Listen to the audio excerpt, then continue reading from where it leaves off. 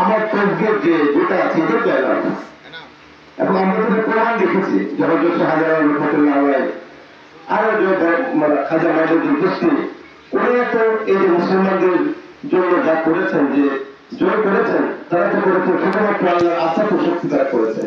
তাদের জন্য এই পর্যায়ে বক্তব্য নিয়ে আসছেন আমাদের ব্রাহ্মণবাড়িয়া প্রতিমন্ত্রী সুন্নত ইব্রাহিম বড় ইউনুস সাহেব, সম্মানিত প্রধান উপদেষ্টা, বাংলাদেশ মাদ্রাসা শিক্ষা বোর্ডের শিক্ষা পরিদর্শক জনাব মোহাম্মদ হেলালুদ্দিন আহমেদ, জনাব মোহাম্মদ হেলালুদ্দিন আহমেদ স্যারকে বক্তব্য দেওয়ার জন্য সম্মানিত আছে।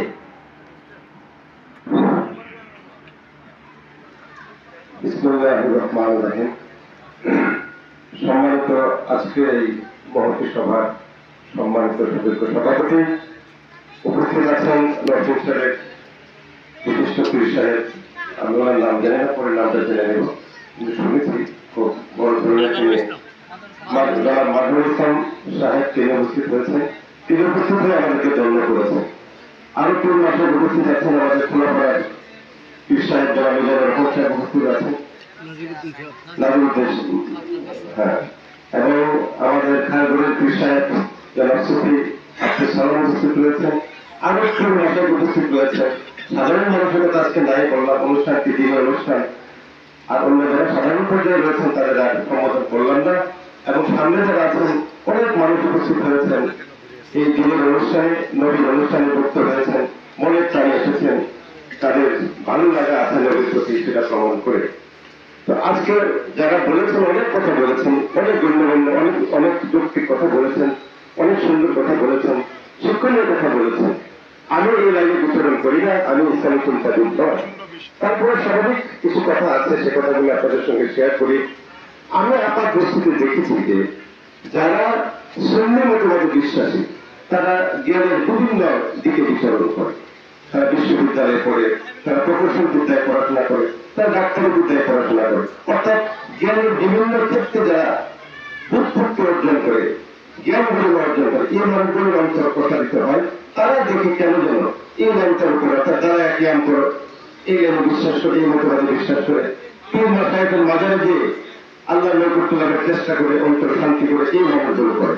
কিন্তু যারা মাদ্রাসাতে কৌমিলান করতে আমরা যাদেরকে বুঝি, তারা যারা শুধু আগ্রহ করে, অর্থ বোঝে না, তারা এই মানুষগুলো একসঙ্গে, তাদেরকে আমরা বলি আমাকে বলি বা কোনো বলি, এই মানুষগুলো তারা একসঙ্গে হয়ে থাকে এবং তারা মানুষের প্রতি জানি শক্তি প্রয়োগ করে, সরকারের অনেক সম্পত্তি নষ্ট করে, নানান ধরনের কর্ম করে।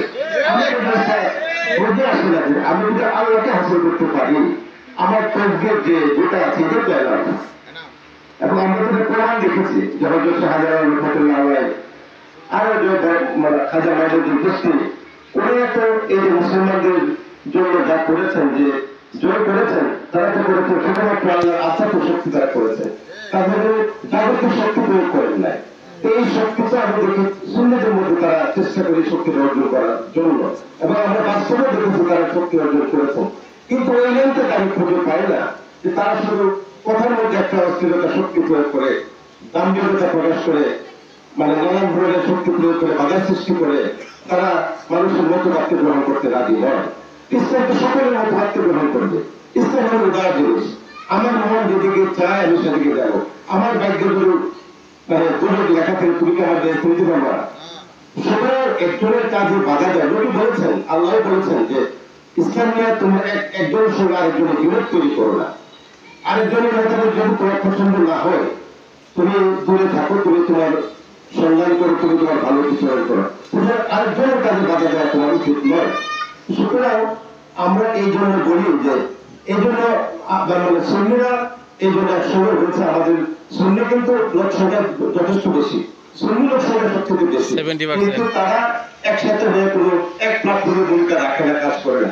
এবার একটা উদ্যোগ নেওয়া হয়েছে, আমার মনে হয় যে এই যে মানে এর আগে কখনো ছিলই না, অর্থাৎ বাংলাদেশ সৃষ্টির পরে বা আগে সুন্নিদের একটা সম্মেলন হবে, সুন্নিদের একটা কমিটি হবে, সুন্নিদের একটা একসঙ্গে একটা মঞ্চ হবে, এটা কখনো হয়নি। এবার হয়েছে বলতে আমরা এই কথা বলতে চাই না যে আমরা কোনো শক্তি প্রদর্শন করতে চাই না। আমরা বলেছিলাম যে সুফিবাদ মানে কি?